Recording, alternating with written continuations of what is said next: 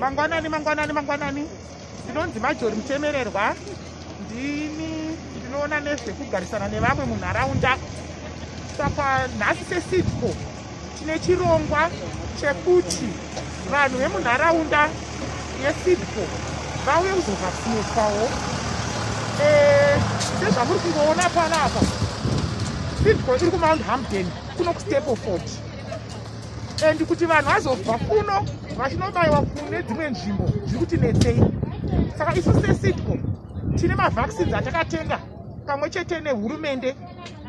Saka mavhaccines iwayo mamwe achona tiri kuti vanhu vekuno kwaMandebvu inova ndiyo community yatinoshandira tiri isu seSIDCO vauye kuzovhakisinetwawo, nekuti hurumende iri kuti munhu wese ngaawane mukana wokuvhakisinetwa. Saka isusu vazhinji vedu hedu semukambani yeSIDCO takavhakisinetwa, asi vanobva munharaunda yatinoshanda mairi vanga vasina kuvhakisinetwa. Saka nhasi tiri kuparura chirongwa chekuti vanhu vemunova Mandebvu munova ndimo mune SIDCO vauye kuzobayiwa mavhaccines eCovid-19. Saka tiri kufara kuti turnout yachona is very good.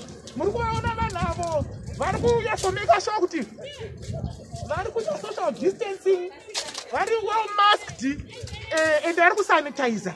Nekuti isu seSIDCO besides kuti nhasi tiri kuparura chirongwa chemavhaccines, vanhu ivava takavadzidzisa futi nyaya yekuti chii vanofanira kumaska up, vanofanira kuita social distance. Mukungona tiri kungosuduruka, muri tinguya padhuze neni kungosudurukawo vanosanitizer. Saka isusu tiri kufara kuti vanhu vatinoshanda navo, nekuti the bulk of our workforce comes from Mandebvu, munova Mandebvu.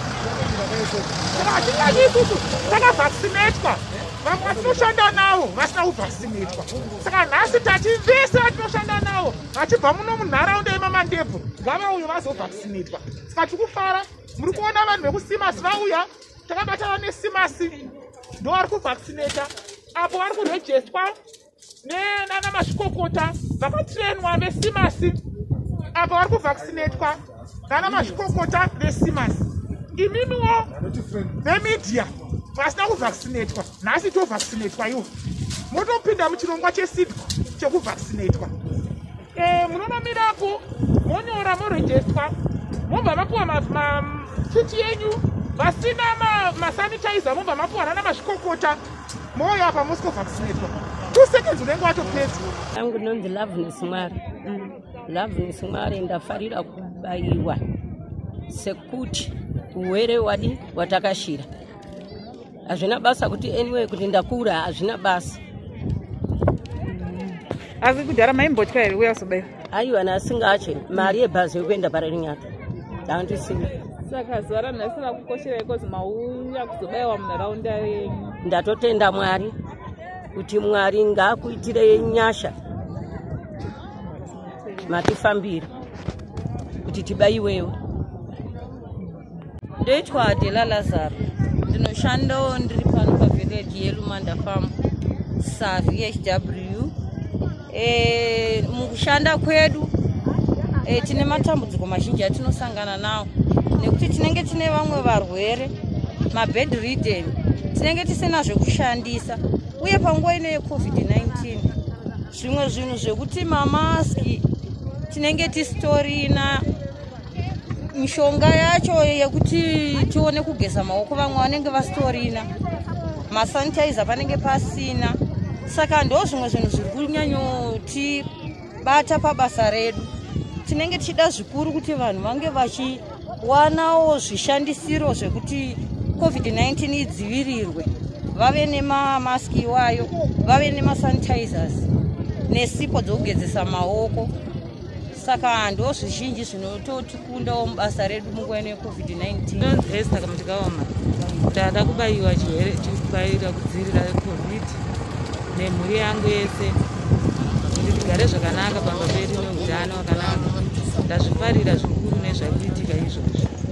Tinotenda muri paSIDCO tiri kubayisa vanhu vaccine yeCovid inodzivirira chirwere cheCovid ichi. Saka tauya kucommunity yedu kunova ndiko kunobva vashandi vazhinji reSIDCO, hurumende yakakumbira kumakambani kuti baisaiwo vanhu nevaccination iyi. Saka isusu tiri kuti vanhu uyai mubaiwe vaccination iyi pachena sokuti munodzivirira chirwere cheCovid ichi. Thank you. Makatenga mishonga yakawanda zvakadini uye zvemutitsigirwa nani? Takatenga madoses anosvika iwo 11,000 zviuru 10 nechimwe chete